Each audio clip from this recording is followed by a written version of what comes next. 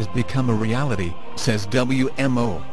And this means that we should expect more frequent floods, storms, deluges, droughts, and other natural hazards. It had become evident, to those suspecting the truth, that the world had entered the end times. We are clearly in the final years of tribulations. There has been a dramatic increase in frequency and severity of natural disasters, now killing and injuring many millions of people every year, and causing mounting economic losses. UN Environment Program, UNEP, Director, former German Environment Minister, Klaus Topfer, 1999. Insurance companies, globally, are already feeling the effects of this. As recently as the 1950s, the average cost of catastrophic events was a mere $3.9 billion per year. Since 1950, the cost of natural disasters worldwide has increased dramatically. Violent weather cost the world a record $89 billion in 1998, more than in all of the 1980s, per the World Watch Institute and Munich Re. In 2008, total disaster-related economic losses hit record $232 billion, continuing a long-term trend. Have climate-related disasters increased? The answer is yes. Debarati Guhasaper, Director of the Center for Research on the Epidemiology of Disasters, CRED. In a report issued December 1999, Munich Re, the world's largest insurer of insurance companies, noted that the number of natural disasters has increased more than fourfold since the 1950s. Disasters quadrupled over the last 20 years, Oxfam. From 120 disasters a year on average in the early 1980s to 2007, which alone had 500, the highest number since Munich Re records began in 1974. 2000-2009 decade had 385 disasters a year, on average, an increase of 233% versus 1980, 1989, and 67% versus 1990, 1999, according to CRED data. Weather-related events, such as droughts, storms, and floods, have made up the majority of disasters overall, increasing by as much as 350% since data was first collected in 1950. Increase of deluges by 57% and droughts by 47% comprises for most of these numbers. Since the 1980s, earthquakes, which are not weather-related, have risen by around 50%. Munich Re, in a study with the UNEP. The group acknowledges that we should not be misled by the absence of mega-disasters, and warns that much more such extremes are to be expected in the future. A rise in the world's ocean temperatures is putting more water vapor into the atmosphere. This provides additional fuel for storms, as they are formed and travel overland. Since the 1970s, the average number of intense Category 4 and 5 hurricanes that draw their force from the ocean, occurring globally, has nearly doubled, averaging about 18 per year. In 2005, the hurricane and typhoon season not only broke records, it doubled in ferocity and count. A warmer world has generally more extreme flood-drought cycle, suddenly switching around. Increased evaporation from the oceans brings enormous amounts of precipitation, which causes more frequent and more devastating floods. There began to be more heat, overall, with more frequent and more intense heat waves, followed by wildfires, a result of heat, drought and increased speed of wind. Therefore, water will also evaporate more rapidly from the soil, causing it to dry out faster between rains. Droughts are becoming longer and more intense. World is in the grips of continuing worldwide drought, in place since 1980s.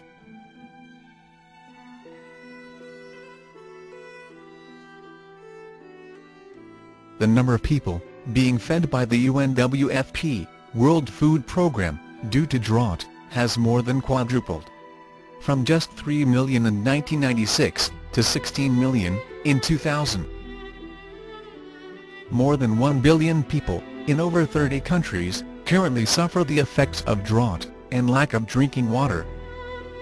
We've seen an incredible increase in drought-induced hardship over the last decade, says Francesco Stripoli, WFP Senior Humanitarian Advisor. Unusually warm winters, where plants are starting to bud, thinking it's spring, have been interrupted by frosts, coming late, almost into summer, and killing the buds. Summers have been too wet, with more rain, in heavier deluges. So the crops drown. Then, followed by dry spells that bake whatever manages to grow. Temperature swings during the seasons are so wide, worldwide, and erratic, that sowing and reaping crops is something that farmers have come to view as a gamble. Plants struggle along with these mixed signals, failing to produce the yield the farmers had anticipated. The public sees nothing more unusual about such trends than the periods of excess and scarcity in human societies. Just cycles, just trends, just something the media has grabbed to report upon. Zeta Talk predicted increasing crop failures worldwide for several years going into the pole shift. This means these years will find such devastation to commercial crops that the stores, set aside by the governments for such times, will be depleted greatly. The weather effect on crops clicked in during the year predicted, 2000, and were reported in the media, then hushed. Africa is starving now, and was the first, and the hardest-hit continent, when the serious crop shortages began. Number of starving in the world has reached 1.5 billion, in 2009. UN. 35,000 die each day from the lack of nutrition. World is seeing catastrophic fall in global food production after a succession of poor harvests caused by severe weather conditions worldwide. Where in the past, world balanced these situations, shipping the produce where needed. Now, in the years close to the time of passage, all parts of the world are affected. At first, stores put up against such times will be tapped. After a bit, these stores will run down, and governments will get nervous. Zeta Talk. Climate change is causing an unprecedented series of famines.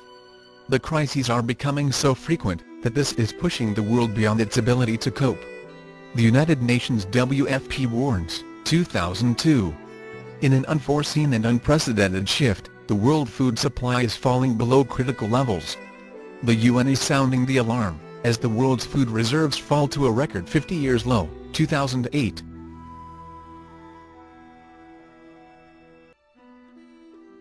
The United Nations WFP, FAO, Food and Agriculture Organization, has to cut food aid to millions of starving, because it is running out of resources. The helping hand, that is often extended from countries better off, to those in desperation, is withdrawn.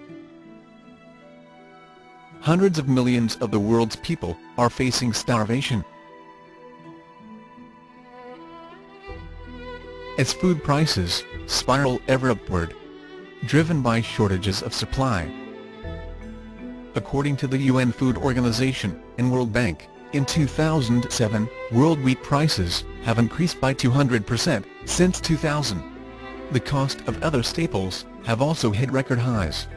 Over the years 2005-2008, global food prices have risen by 83%. Suddenly, in April 2008, a specter of food shortages cast a shadow across the globe, causing food riots in many developing countries. Consumer protests in Europe. In panic, in food importing countries. 37 countries faced a food crisis, and 20 nations imposed some form of food price controls. And for the first time in history, the impact is spreading from the developing to the developed world. crop shortages are beginning to affect the grocery shelves.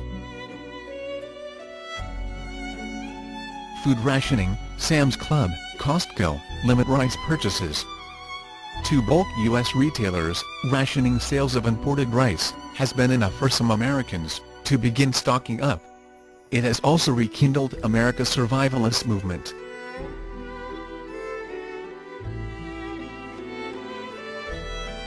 The U.S. Department of Agriculture reported a record number of 40.8 million Americans applying for food stamps as of May 2010. Those who operate soup kitchens that feed the needy say that they are struggling to keep up with the rising demand for meals as the amount of donated food declines and food costs rise. Starvation, already occurring in many countries, will continue to tighten its grip on the world populations, but the starving will have less of a voice, increasingly ignored. Of course, leading up to the cataclysms, not all produce will fail. Greenhouse crops will come through. Carefully tended backyard gardens will survive. But the large commercial crops that supply crowded population centers will find little to market, and the prices will go up accordingly. Shortages will occur, and thus, everyone should anticipate to grow their own home, indoor gardening, chicken, fish tanks, whatever means you can achieve, and plan for the long haul. Learn how to feed yourself. Weather extremes are damaging crop yields, causing world food prices to soar, and thus, inflation. Increasing natural disasters directly drain economies out of resources. Direct damage, recovery efforts, inability to pay insurance for large numbers of affected people and companies simultaneously. These two factors combined are putting world economies in distress, and there is no sign that this is going away anytime soon. During the Great Depression, the world was not beset with natural disaster after natural disaster, as it is today. At their base, the economies were solid, and recovery followed. Today, all countries are in a crisis, affecting their base economies. As natural disasters become widespread, global financial system is becoming unable to cover the formed shortage of funds, resulting in global economic crisis. This crisis will be deeper and more widespread than ordinary crises, as large-scale natural disasters cause financial problems for many countries simultaneously. Insurance companies worldwide are close to being unable to compensate for increasing natural disasters, and will begin to falter, if not bolstered by government intervention. The economy, worldwide, has reached the point where it can no longer be disguised by any collapsing corporations, bankruptcies, closures, layoffs, jobs lost, homes lost. There is an endgame in play. On the money markets, paper money system is built on confidence that a note can be exchanged for something solid. The creditor is given credit on the assumption that he will repay. The funds he has loaned are assumed to have worth, and all pass paper promises around. As can be seen when whole countries default on the paper money, Argentina being a case in point, money can become worthless almost overnight.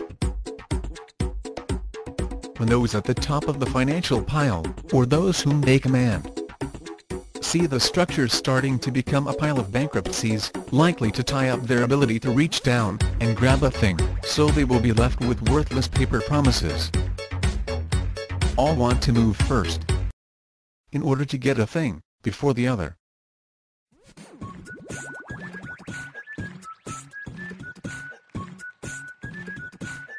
Confidence is the name of the game, and confidence is maintained only by talk from analysts. Today, they are maintaining confidence in the working man. They wish the populace to be unconcerned, to feel that good times are with them, not to listen to what some are saying, that emergency stores are empty and crops are failing, but to be docile and spending. They will deny desperate state of the economy as